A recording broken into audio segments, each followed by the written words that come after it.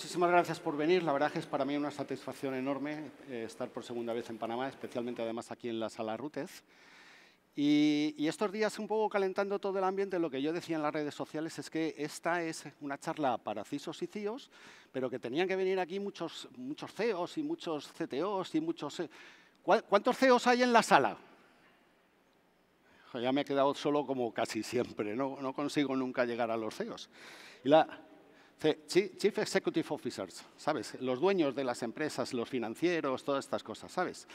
La verdad es que es una faena, porque en este momento, en algún país del planeta, pues la gente se ha acercado a su oficina, va a ponerse a trabajar, va a empezar a encender sus ordenadores y a lo mejor en 5 minutos, en 10 minutos, quizá en 2 horas, esta oficina se puede convertir en esta especie de infierno. Y es el momento en que podemos decir, tenemos una crisis. Y yo os voy a contar un poco cómo es el roadmap de cómo entramos dentro de las crisis. Normalmente, la gente que trabajamos en ciberseguridad, pues tenemos monitorizados muchos de nuestros sistemas de información y al final lo que hacemos es coleccionar muchísimos eventos. Muchos eventos estos son anomalías comunes. Puede ser desde tú mismo, cuando entras con un usuario, entras a hacer login y te equivocas al poner la password y eso genera un evento y es un error, ¿vale? Claro, ¿qué pasa si en un momento dado, pues a la segunda o la tercera ya consigo entrar, pero si te das cuenta que en realidad hay alguien que está intentando forzar una cuenta y ha conseguido hacer, pues yo qué sé, 100 intentos de login en 1 minuto? Eso no lo hace una persona, eso normalmente es un script y lo está haciendo un atacante. Así es que deberíamos tener ya la idea de que posiblemente tenemos alguna incidencia y alguien está intentando, por ejemplo, por fuerza bruta entrar dentro de nuestros sistemas. Si lo ha conseguido, es posible también que pueda empezar a hacer más cosas dentro de nuestra red, puede empezar a moverse lateralmente, puede escalar privilegios, con lo cual ya tenemos un incidente que es mucho más importante. Pero ahí donde las cosas se ponen muy difíciles y muy chungas, pues ahí lo que tenemos ya realmente es una crisis, una cibercrisis. Bueno, en realidad no es una cibercrisis, es una crisis de origen ciber, porque crisis luego después hay muchas, pero no existen en realidad las cibercrisis. Existen crisis en las empresas con un origen ciber. Y si nosotros queremos decir cuál es la definición realmente de una cibercrisis, pues es un evento, porque normalmente es un evento extraordinario, no ocurre todos los días, pero sin embargo, lo que ocurre es que genera un impacto enorme dentro de nuestras organizaciones. Fijaros que a lo largo de todo ese roadmap que os he pintado ahí, va a haber una parte y un componente técnico que es el que nosotros vamos a tener que estar solucionando. Desde el principio hasta el final, en las cibercrisis también. Nuestra responsabilidad es volver a poner en producción todos esos servicios que en un momento dado han tenido cualquier tipo de incidencia y han dejado de funcionar. Pero la historia está en que cuando llegamos a las cibercrisis hay que tomar una serie de decisiones que ya escapan de la competencia de los técnicos, escapan de la competencia de los CIOs, escapan de las competencias de los CISOs. Y a partir de ahí se complican, porque el impacto es un impacto del negocio. Claro, una crisis genera efectos sobre los servicios, sobre los bienes que nosotros tenemos. En realidad, una crisis genera efectos o genera impactos que son de tipo económico dentro de las empresas. Son financieros, son profesionales, son judiciales, pueden ser también organizativos. A lo largo de toda la cibercrisis vamos a tener que estar también lidiando con la posibilidad de que nuestro incidente se esté publicando en prensa, con que haya gente que lo esté posteando en nuestras redes sociales. Con lo cual vamos a tener también un problema grande desde el punto de vista reputacional o mediático. Pero hay muchas cosas más. Es verdad que también vamos a tener un impacto. Hay un impacto técnico, pero el impacto técnico es otra cosa diferente. Realmente en las cibercrisis lo que ocurre es que afrontan riesgos, pero riesgos del negocio. Y por eso lo que se necesita es la implicación de la directiva. Me vais a perdonar la broma, pero muchas veces cuando la directiva se quiere hacer caso de estas cosas, ocurre algo parecido a lo siguiente. Vamos a ver, dentro vídeo. ¿Suena? In stage 1, we say nothing is going to happen. Stage 2, we say something may be going to happen, but we should do nothing about it. In stage 3, we say that maybe we should do something about it, but there's nothing we can do. Stage 4, we say maybe there was something we could have done, but it's too late now. Me vais a perdonar la broma. La verdad es que estar aquí en Rutezcom me permite gastar este tipo de bromas. En la otra sala no hubiera podido hacerlo seguramente. Pero es divertido el vídeo y es divertido, ¿sabéis por qué? Porque hay un componente real en ese vídeo. Si eso fuese una fantasía, nadie se hubiera reído, a nadie le hubiera hecho ninguna gracia. Lo cierto es que estas cosas están pasando. Entonces, Al final, la directiva tiene que saber y tiene que poder entender qué es lo que ocurre cuando va a tener ese tipo de problemas en sus organizaciones. Va a tener de todo. O sea, aquí puede ocurrir desde un ataque de ransomware, puede haber estafas del CEO, cualquier cosa. Y hay una responsabilidad que sí que deberían tener todos esos directivos de las empresas. Es importante que ellos conozcan cuál va a ser los riesgos a los que se tienen que enfrentar. Tienen que, de alguna manera, no tienen que elaborar una estrategia, pero sí que tienen que ser capaces de aprobarla. No solo de aprobarla, sino luego después comprobar y supervisar que esa estrategia que ellos mismos han firmado se está poniendo en marcha. Deberían ser responsables de que toda la gente que está a su cargo, todos los empleados de esa empresa, estuvieran suficientemente formados para que no incurrieran a veces en alguna de las malas prácticas pues, que todos nuestros usuarios tienen, ¿no? Y deberían además asumir las responsabilidades. Sabéis que es imposible que nosotros podamos pararlo todo, es imposible que podamos atender y minimizar a cero el riesgo de las empresas. Así es que lo único que podemos hacer es minimizar los riesgos, minimizar los impactos y eso es un equilibrio. Ese equilibrio es lo que se llama apetito de riesgo y son ellos los que tienen que firmar cuál es su compromiso y cuál es ese apetito de riesgo que están dispuestos a asumir. En Europa hemos solucionado parte de esta problemática con una directiva nueva, que es la directiva NIS2. Y en esta directiva NIS2 está explícitamente escrito que es responsabilidad de la dirección de cada una de las empresas o de cada uno de los organismos de lo que esté pasando en la parte ciber. Es responsabilidad. Además, van a ser responsabilidades penales por ese incumplimiento y en alguno de los casos incluso puede llevar a la deshabilitación o la inhabilitación de esas personas para ejercer ese tipo de cargos, ¿vale? Y yo creo que, bueno, va a ser un buen punto de partida y yo creo que en algunas cosas sí que vamos a poder cambiar. Fijaros que al final cada una de las figuras que tenemos en la dirección de nuestras empresas tiene también su cometido.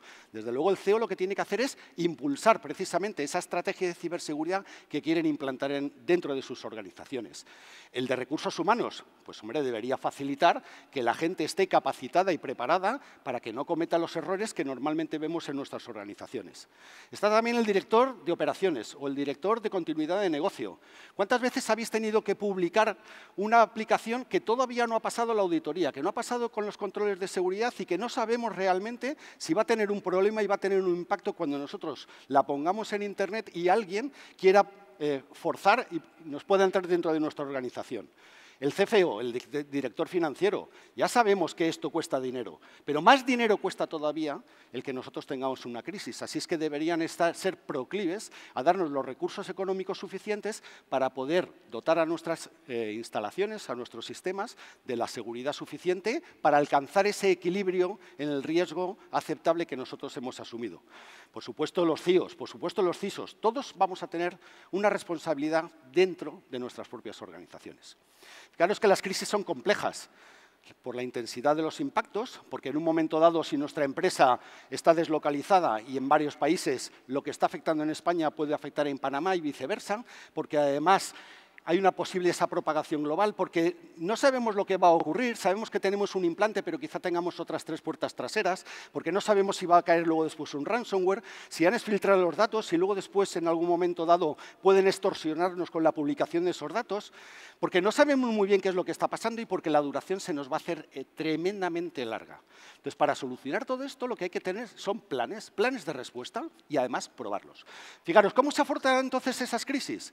Con planes. Casi todo el mundo tendréis un plan de recuperación de desastres o incluso tendréis un plan de continuidad de negocio, pero debería haber muchos más. Tiene que haber un plan de comunicación, planes tiene que haber un montón.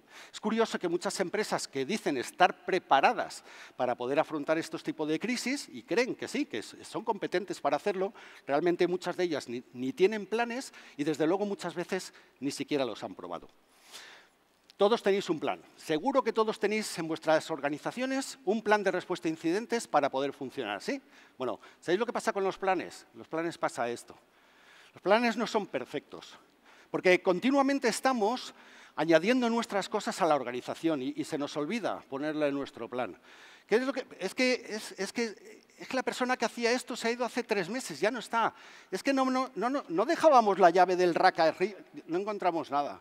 Entonces, solamente actualizamos nuestro plan de respuesta a incidentes cuando decimos este año, oye, el mes que viene hacemos un plan de recuperación para ver si todo funciona. Entonces, actualizamos el plan, pero no lo hacemos de una manera continua. Por eso los planes fallan. Fijaros, esto es conocido hace mucho tiempo. Y el mariscal von Moltke ya decía muchas veces, Ningún plan de batalla sobrevive al primer contacto con el enemigo. Sobre todo si el enemigo no está ahí para que tu plan de respuesta funcione. Está para que funcione su plan, no el tuyo. Con lo cual, tienes a alguien que está entorpeciendo continuamente los planes que tú has preparado para resolver tus contingencias, ¿vale? Si no os gustan los mariscales, pues tengo filósofos del siglo XXI que básicamente vienen a decir lo mismo. Entonces, al final, nuestras organizaciones tendrían que tener un plan A, un plan B, un plan C y, además, un plan adecuado a las distintas amenazas que podemos tener, distintos playbooks en función de cuáles son las contingencias que nosotros vamos a tener. Pero, ojo, que los planes hay que probarlos, que no sabemos si esos planes funcionan. Lo suyo se tendría tenerlo todo, tener un Cyber Range donde nosotros podemos tener a nuestro equipo Blue Team, nuestro equipo Red Team, poder estar generando, inyectando tráfico, inyectando malware, y al que en un momento dado, desde el Blue Team, nosotros podamos pasarle a la directiva qué es lo que está ocurriendo para que ellos también, a su vez, nos estén diciendo, esta es mi prioridad, necesito que arregles esto. Eso sería una visión completamente de 360 grados. ¿Qué es lo que pasa? Pues realmente las organizaciones pues no tienen los recursos, ni tienen el tiempo, ni pueden hacer este tipo de cosas. Lo que sí que pueden hacer es otro tipo de simulaciones. Hay simulaciones muchísimo más sencillas. Tenéis, por ejemplo, los roleplay o, por ejemplo, tenemos los tabletop exercise. Al final, ¿en qué consiste algo de esto? Pues consiste en simular un escenario que lo vamos a ejecutar en un tiempo concreto muy determinado, donde cada uno va a jugar con las cartas que tenga y donde lo que se trata es de comprobar la eficacia de los procedimientos que nosotros tenemos establecidos. Lo que en ningún caso supone, y es el problema que tenemos muchas veces, es que esto sea una trampa para cazar dentro de la empresa a la gente que no se sabe las cosas. Esto no es una trampa, esto es un test. Y de lo que se trata es de aprender y de lo que se trata es de mejorar las eficacias de nuestras organizaciones. Cuando hablamos de tabletop, el problema que pasa es que la gente no lo entiende. Hay gente que se cree que esto es como un juego de mesa. No, esto no es un juego de mesa, no tiene nada que ver. Tampoco es algo futurista, tampoco vamos a irnos a... No, si ya hemos dicho que, lo que nos faltan son recursos y además que tenemos que sentar a nuestra directiva a trabajar, con lo cual eso no es más sencillo. En realidad, un tabletop se parece más a esto. Se parece que tú reúnes ahí a tu cuadro directivo, empiezas a decirles cosas y ellos se pelean entre ellos. Y es difícil, ¿eh? Es difícil sentarlos a todos. Además, es difícil que la gente entre en el juego. Quiere decir, como todo el mundo piensa que le están evaluando, pues entonces hay muchísimas reticencias. Y es cuando empiezan las peleas. Tú no hiciste aquello, esto a mí no me importa, esto en realidad nunca sería así, etcétera, etcétera. Bien, yo os voy a contar un poco cómo debería ser la organización cuando estamos haciendo un tabletop, cómo tendrían que ser cada uno de los pasos. En principio, lo que tenemos que valorar es qué objetivo queremos conseguir con ese tabletop. Aunque básicamente casi siempre es conseguir mejorar la eficacia de los procedimientos de respuesta a incidentes que nosotros tenemos. Necesitamos el respaldo de la directiva. Si no se sientan mis directivos, no he conseguido prácticamente nada. Vamos a ver cuáles son de las posibles modalidades, cuál es la que nosotros vamos a ejecutar. Y a partir de ahí, sí, vamos a plantear una especie de escenario. Vamos con ese escenario a saber quiénes son el rol de cada uno de los jugadores que deberíamos incorporar dentro de ese escenario. Si tenemos unos buenos planes de respuesta a incidentes, además podemos también establecer métricas para saber en cada una de las inyecciones si el jugador ha respondido con arreglo a lo que está escrito en ese plan de respuesta a incidentes. Si lo ha hecho bien, si lo ha hecho regular, si lo ha hecho mal, si se ha olvidado de que tenía un plan de respuesta a incidentes, y podemos mirar de alguna manera esa eficacia. A partir de ahí, montar los eventos, lo programamos un día, se ejecuta y luego sacamos todas las lecciones aprendidas. Básicamente sería algo así, ¿no? Nosotros tenemos un escenario, que el escenario puede ser cualquier cosa. Puede ser uno de malware, puede ser lo que vosotros queráis. En ese escenario, a lo largo del tiempo, van a suceder una serie de eventos. Y esos eventos lo vamos a alimentar ¿cómo? Con inyecciones. Esas inyecciones es la forma en que nosotros trasladamos a los jugadores lo que está ocurriendo dentro de la partida. Unas notificaciones. Las notificaciones pueden ser por correo, algo que se ha publicado en Internet, mensajes, SMS, móviles, cada uno pues, dentro de sus posibilidades la que pueda. Lo que sí que es importante es que al final ese escenario sea lo más realista posible. Que de verdad la gente que está participando en ese juego se embeba del juego y de verdad pues como en un escape room. De verdad, es que te metes en el juego y te pones a jugar y te olvidas del resto del mundo. Te centras en poder jugar ese juego. Tiene que ser muy realista, ¿vale? Entonces, ¿qué es lo que vamos a hacer? Lo primero, plantear nuestro escenario. Ya digo que puede ser cualquier cosa. Puede ser un malware que acabe en un ransomware. Puede ser robo de datos. Puede ser un insider. Cada uno lo que más le aprieta el zapato. Elegir el que a vosotros más os guste. Hay muchas posibilidades, ¿vale? ¿Qué necesitamos? Tener la orgánica de nuestra organización de quiénes son los players para ese juego que nosotros estamos diseñando, y aquí lo que os he puesto dentro de las cajas, digamos que sí que van a ser los players, y el resto, los que no están dentro de cajas, son las unidades de negocio, que son las que de verdad, normalmente, en un caso de crisis, son las que empiezan a notar que algo está pasando. No se me enciende mi ordenador, están viendo alarmas en mi SIEM. No, este proceso no funciona, esto está acabando mal. Y lo que tienen que hacer es notificar a sus superiores la existencia de un incidente para que ellos así puedan tomar determinadas decisiones, las que sean. ¿Qué debemos hacer? Debemos contar cómo es la empresa, ¿verdad? Pues no. Si contamos cómo es la empresa y le decimos al CEO que se nos ha caído la VLAN 25 o que nos ha caído un servidor con la IP tal, la vamos a liar. Eso no funciona.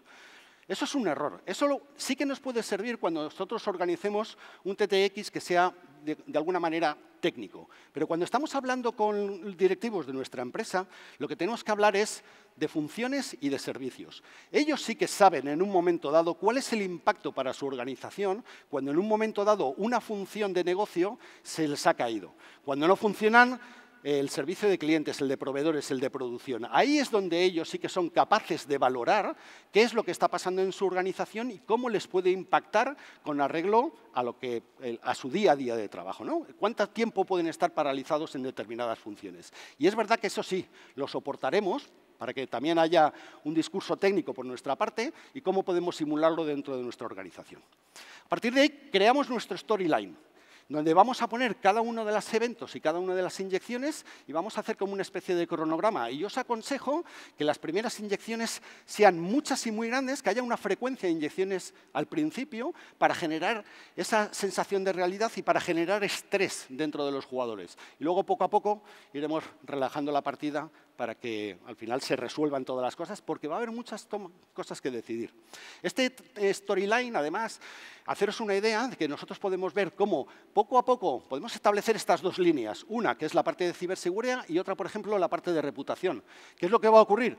Pues que poco a poco la parte técnica se va complicando hasta que en un momento dado somos capaces de resolver el problema técnico que hemos planteado, y sin embargo, fijaros que la curva, la que está en blanco, que es la crisis de reputación, esa no decae, porque por muy bien que salgamos de una crisis, la reputación nuestra siempre va a estar afectada. Y lo que tenemos que ser es capaces, cuando realmente una crisis ha terminado, tener planes de comunicación, por ejemplo, que devuelvan la confianza que se ha perdido en nuestros clientes cuando nosotros hemos tenido una crisis. Si es que yo aconsejo que hagáis este tipo de estrés, ¿no? ¿Qué tenemos que diseñar? Una matriz de eventos. Una matriz de eventos no es más que una especie de hoja de cálculo donde vamos a ir indicando todos y cada una de las inyecciones que van a aparecer dentro de nuestro ejercicio.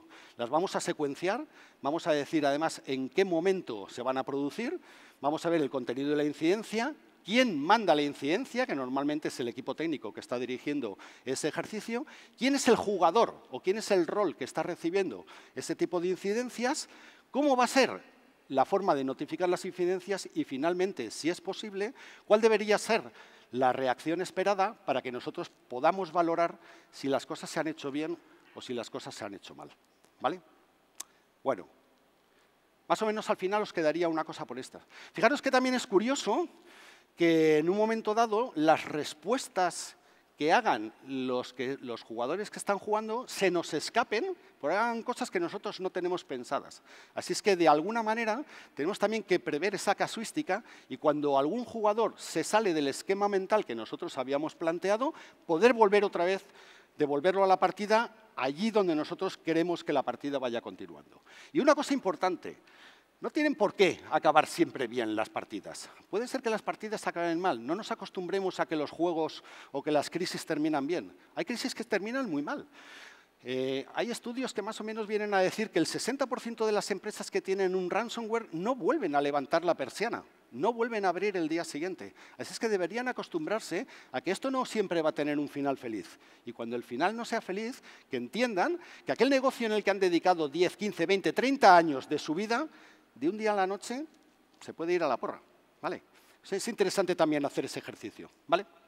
Bueno, a partir de aquí sí, como nosotros ya tenemos planteado cuál es toda esa relación que existe entre todas las funciones de nuestro negocio, lo que tenemos es que ir planteando secuencialmente qué es lo que va a ocurrir, cómo se van cayendo distintas piezas dentro de la organización y cómo unas piezas pueden estar arrastrando otras hasta el nivel de complejidad que nosotros queramos definir en esa partida. Eso es lo que tendríamos que hacer, ¿vale?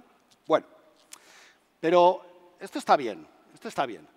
Pero yo os lo cuento y mañana ya la gente ya no se acuerda. Así es que yo creo que las lecciones más valiosas no son las que aprendéis viendo esta charla, sino las que se experimentan. ¿De acuerdo? Entonces, la idea de esta charla era ofrecer una plataforma en la que vosotros podéis hacer todo este ejercicio y de una manera más o menos cómoda, ¿vale? Entonces, lo que vamos a presentar, y ahora os daremos toda la información para que vosotros podáis descargaros las máquinas virtuales, etcétera, etcétera, es esta plataforma, que es la de OpenX. OpenX es una plataforma que diseñó una empresa que se llama Filigrane. Esto se ha desarrollado con fondos europeos. Es una plataforma open source. Esta es la primera versión, porque se está trabajando en una nueva versión que es mucho más evolucionada. Ha cambiado incluso de nombre, ya no es OpenX, ahora se llama OpenBus, que es de las siglas de Breach and Attack Simulation, porque lo que incorpora además son conectores con distintas herramientas, como por ejemplo con Mitre Caldera, como por ejemplo con Red Canary, de tal manera que tú puedas hacer inyecciones de un carácter muchísimo más técnico que esta otra. Pero yo creo que para empezar a trabajar con el tema de los tabletop, esta es bastante suficiente. Básicamente es una máquina virtual, y esa máquina virtual lo único que necesita para poder funcionar luego después es conectividad, por ejemplo, con una MTA de correo, porque no deja de ser más que un dispatcher de notificaciones. Toda esa hoja de cálculo que os he dicho, y luego os enseñaré una, que cargamos dentro de la plataforma, al final son notificaciones que tenemos que enviar a alguien. Por ejemplo, puede ser a un sistema de webmail, de tal manera que las incidencias las va recibiendo cada uno de los jugadores y va viendo qué es lo que va pasando. Si además podéis tener... Claro, necesitáis un DNS para poder alcanzar esa plataforma. Si podéis además engancharla con una plataforma de notificaciones donde podéis lanzar SMS, pues muchísimo mejor, porque además de recibir los correos, pues van a recibir notificaciones de otro tipo. Y si podéis apoyaros además en algún servicio web, fenomenal, porque además ahí podéis dejar alojados 1000 recursos con los que poder jugar cuando nosotros estamos trabajando en esto, ¿vale? Bueno, os voy a enseñar cómo funciona, básicamente. La tengo aquí cargada. Os voy a contar más cosas. Ve, aquí. Por ejemplo, esta es una hoja de cálculo de un ejercicio hecho, ¿vale? Para que veáis la profundidad. Es al final inyecciones e inyecciones dependiendo de la cantidad de incidentes que vosotros queréis plantear, pero yo os aconsejo pues una duración de juego pues aproximadamente de entre 90 minutos y 2 horas, de juego neto, ¿vale? Quiero decir, antes siempre hay que contar un poco cómo es el juego, cuáles son las reglas del juego, y es muy conveniente también dejar un espacio posterior para que vosotros podáis hacer un debriefing y sacar las primeras lecciones aprendidas una vez que se ha realizado. Pero bueno, yo creo que no está más o menos. 90 a 120 minutos de juego neto yo creo que deberían ser suficientes. Y ahí es donde están todas las inyecciones, ¿vale? Ese es el trabajo previo que vosotros tenéis que hacer, ¿vale? Más cosas que os voy a enseñar. Aquí es donde, luego después hay un QR para que podáis tomar nota de cuáles son las direcciones. He dejado preparada también una página de GitHub, que es donde está el enlace a la máquina virtual, y muchas cosas más para que podáis ver y cómo se tiene que configurar. Por ejemplo, otra de las cosas que os dejo, que yo creo que pueden ser interesantes, es una página de StartMe, donde tenéis un montón de recursos para poder ejecutar este tipo de juegos. Como veis, tenéis ejercicios que ya están grabados en YouTube, tenéis videosimulaciones, frameworks para poder hacer ejercicios TTX, recursos de distintos CER, cómo se pone en marcha un TTX, más literatura, kits específicos de TTX. Por ejemplo, CISA tiene muchísimas variantes, porque le preocupa mucho el tema del CISA americano, con lo cual lo que tienes es pues, desde ejercicios para simular qué pasaría en un caso de una votación, pero también tenéis para el compromiso de alguna infraestructura crítica, aguas, nucleares, cualquier cosa por el estilo. Tenéis TTX online o por pequeños ejercicios online que se puede hacer, propuestas, en fin. Creo que ahí tenéis recursos suficientes para poder trabajar el tema de los TTX si queréis. Y esta es la plataforma. Este es el dashboard principal de la plataforma y veréis que realmente es bastante sencillo de manejar. ¿Qué es lo que tenéis que hacer? Pues lo primero es dar... claro. Demasiado tiempo sin funcionar. Perdonad un segundo. Esto ya sabía yo que iba a pasar. Vale, ya lo tengo. Pues empezar a componer el ejercicio. ¿Cómo compones el ejercicio? Primero dando de alta a todos los jugadores que en un momento dado puedan participar. ¿Qué vais a necesitar también? Dar de alta cómo es la estructura orgánica de esa empresa para poder enlazar a los jugadores con los departamentos correspondientes. Puedes cargar también aquí todos los documentos. De hecho, podéis cargar desde los email que va a lanzar el adversario diciendo he entrado hasta la cocina y te voy a hacer un ransomware, pero incluso puedes subir ficheros PK, por ejemplo, si queréis que haya una parte técnica y haya ciertos retos que vuestro equipo Blue Team tenga que resolver. ¿De acuerdo? Vale. ¿Qué más podéis hacer? Pues, por ejemplo, toda la parte de media. Es decir, tú puedes crearte aquí pues tu newspaper y puedes crear para que todas las noticias que le vayan a llegar a los jugadores pues tengan la apariencia del periódico local que se ha hecho eco de los problemas que tú estás teniendo en un momento dado, ¿vale? Y incluso esos ficheros backups los puedes reconvertir luego después en retos técnicos. Entonces, os voy a enseñar, por ejemplo, un ejercicio de un pueblo que se llama Zarancón. Este es el dashboard principal del ejercicio. No tiene mayor importancia. Aquí vamos a estar viendo cómo es el desarrollo del ejercicio. Aquí, otra vez, podemos especificar realmente más en la parte de organizaciones. Fijaros, ese PDF que habéis puesto, esa hoja de cálculo que habéis visto, lo que tengo que hacer es cargarla dentro de la plataforma. Lo mismo que habéis visto antes, pero ahora ya subido en la plataforma. Para que veáis una idea, por ejemplo, pues yo qué sé, este de aquí, cualquiera. Una alerta de TI, si quiero ver qué es lo que yo he cargado, pues va a ser, en este caso, pues es alguien que está recibiendo un incidente. Desde esta mañana hemos recibido varias llamadas. ¿Eso quién lo va a recibir? Bueno, lo va a recibir el departamento de informática, que lo va a convertir en un ticket. Alguien le va a abrir una incidencia y él tiene que resolverlo. Ahí lo tenéis, ¿vale? Pero no solamente está eso, aquí podéis meter muchas más cosas. Por ejemplo, si encontramos, por ejemplo, la valoración de TI. La valoración de TI está... uno cualquiera o uno que veamos, por ejemplo, de redes sociales. Pues de redes sociales, lo mismo. En un momento dado, tú puedes decir, oye, este es el problema y hay gente que me está tuiteando y tú te puedes hacer tus tweets para volcarlos dentro de la plataforma y que el departamento de comunicación esté alerta de que se está hablando de nosotros y de que nosotros tenemos un problema, ¿vale? Fijaros cómo funciona esto, que una vez que ya tengáis cargado todo vuestro escenario, lo que tenéis es un control absoluto de qué es lo que está ocurriendo. Aquí tenéis también en un dashboard exactamente todas y cada una de las notificaciones que van a estar recibiendo los jugadores y, a partir de ahí, cuándo cronológicamente se van a disparar cada una de esas notificaciones y quién lo va a recibir. Estas, en principio, es un ejercicio que está cargado pero sin ejecutar, ¿vale? Y por cada una de las incidencias, cada vez que se ejecute, tendremos una notificación de si la incidencia ha llegado a los jugadores, si se está ejecutando, si ha habido algún problema, si algún buzón de correo se ha llenado y, por lo tanto, el jugador no lo ha recibido, lo que sea. Y, incluso al final, podríamos tener los resultados de lo que ha ocurrido. Está vacía porque no hemos lanzado el juego, nadie ha jugado, pero para que os hagáis también una idea, volvemos otra vez a la presentación. Esto sería, lo habíamos dejado la presentación aquí, ¿vale? Sí, estábamos aquí en la presentación.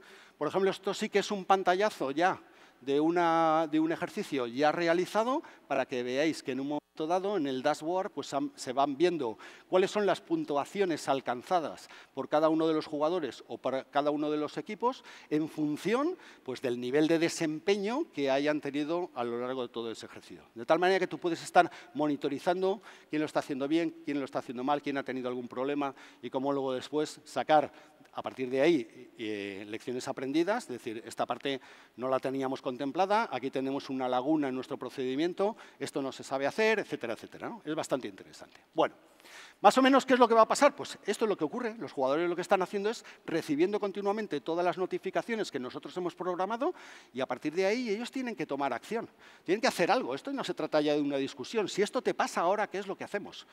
Y esto tiene que ir escalando desde los niveles más bajos, que son los que simulas tú desde la plataforma, desde el equipo de dirección, y que van para arriba, para que cada uno haga lo que considere que es lo que tiene que hacer cuando está haciendo cada uno de los juegos. ¿Vale? Yo creo que es una idea bastante clara. ¿Listo? Vale. ¿De qué se trata? Se trata de hablar, se trata de capacitar, se trata de que cuando probemos estos, pues saldrán muchas cosas. Entonces, en esas discusiones que se tienen durante el ejercicio, pues la verdad es que se aprende mucho. Se aprende además quién sabe, quién no sabe, quién da un paso para adelante, quién echa 3 pasos para atrás y cosas por el estilo. Porque las crisis tienen eso, que aprendes mucho no solamente de tu negocio, sino que aprendes también mucho de las personas. Eso es cierto. Bueno. Yo os recomiendo que hagáis este tipo de ejercicios. Pero al final, cuando tienes un montón de gente que está practicando el ejercicio, pues 4 ojos ven más que 2. Y a partir de ahí es posible que se identifiquen lagunas dentro de tu procedimiento que tú no tenías pensadas. Es que a alguien se le va a ocurrir algo que tú no tenías pensado.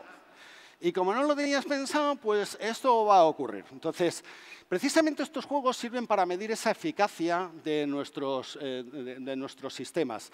Ver si tenemos opciones de mejora. Siempre hay opciones de mejora. Todos los protocolos de respuesta a incidentes que tenemos cambian continuamente y nosotros podríamos hacer muchas cosas más. Y esto yo creo que es una idea, es bastante buena.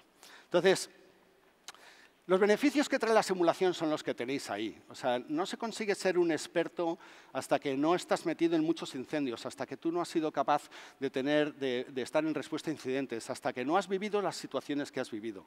En general, este tipo de ejercicios lo que sí que permiten es mejorar la eficacia de todo, mejorar la eficacia y la eficiencia del riesgo que tú tienes valorar mejor cuál es el riesgo de tu organización, mejorar la eficacia de todos los procedimientos que tú hasta ahora tienes establecidos y que tú has escrito, mejorar el coste económico, porque si nuestros procedimientos son más eficientes, el consumo de recursos que vamos a hacer va a ser muchísimo más pequeño. Vamos a optimizar los tiempos de respuesta y, sobre todo, vamos a crear una comunidad dentro de la empresa donde todos entendemos qué es lo que estamos haciendo y qué es lo que no. Vamos a saber, a entendernos los técnicos con los directivos, con los financieros, bueno, los de legal los dejo aparte, pero lo suyo es que al final seamos capaces de entendernos mucho mejor. Así es que la idea clave que quiero llevaros es esta, y también lo ponía en un post. Al final, tu equipo de fútbol o de baloncesto, no sé a qué jugáis, me da igual, es lo de menos. Tu equipo juega en el campo igual que entrena. Si no entrena, ya te digo yo que no va a jugar. Y eso no pasa solamente con el equipo técnico, sino que pasa también con el equipo directivo. Fijaros que normalmente en las empresas, por lo menos en España donde yo vengo, a mí en nuestra empresa nos obligan siempre a hacer un ejercicio que es ¿qué pasaría si hay un incendio? Y entonces salta la alarma de incendio y todo el mundo tenemos que hacer una cosa. Eso por ley está establecido para que lo hagamos por lo menos una vez al año. La realidad es que la probabilidad que ocurra un incendio en vuestra empresa es infinitamente más pequeño que la probabilidad de que tenga al final un ciberataque. Así es que si estamos ensayando los incendios, vamos a ensayar también los ciberataques. Y es que esto es importante, ¿vale? Daros cuenta que al final, que es la segunda lección importante, es que las crisis no son evitables. Sobre todo si hay un adversario que te tiene ahí va a ir a por ti. Lo que sí que es posible es que nosotros podamos hacer una gestión mucho más eficaz de nuestras crisis y de nuestros planes de respuesta si lo hemos planificado, si lo hemos entrenado, si sabemos lo que estamos haciendo. Si es que las crisis no son evitables, pero sí son gestionables. Hay que planificar y hay que entregar. Y la idea es que si nosotros hacemos estos ejercicios, cuando llegue la crisis de verdad, alguien dirá, ahí va, si esto ya me acuerdo, si esto, ¿te acuerdas? Cuando pasó esto lo solucionamos de esta manera. El tener esa experiencia de decir, yo ya he pasado por aquí, yo ya sé sé cuál es el paso siguiente y además sé qué es lo que tengo que hacer, sé a quién tengo que avisar, sé qué tengo que lanzar o qué tengo que disparar, ¿vale? Porque es cierto que la práctica al final pues hace al maestro, ¿vale? Y muchas gracias. Os dejo ahí el QR, con ese QR es donde tenéis el enlace a la parte de GitHub y esa parte os llevará tanto a los recursos del tablero de StartMe, donde habéis visto que teníais un montón de recursos, os dará acceso a la máquina virtual y además están todas las instrucciones para que podáis configurar la plataforma que os he enseñado, porque la que os he enseñado está configurada con mi MTA, pero eso ya no os lo voy a dejar. O sea, que tenéis que configurarla y os tenéis que buscar una para que funcione vosotros, ¿vale? ¿De acuerdo? Así es que, nada más. Muchas gracias.